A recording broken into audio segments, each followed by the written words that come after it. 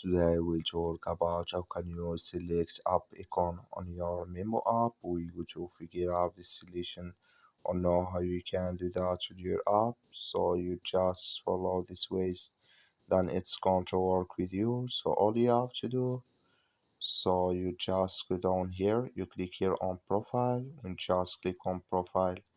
It's going to take you to this list here. It's going to show for you like this. Then all you have to do now, so you just go here above this sign, click on it. So when you just click on it, it's going to take you to this list. It's going to show for you here like this.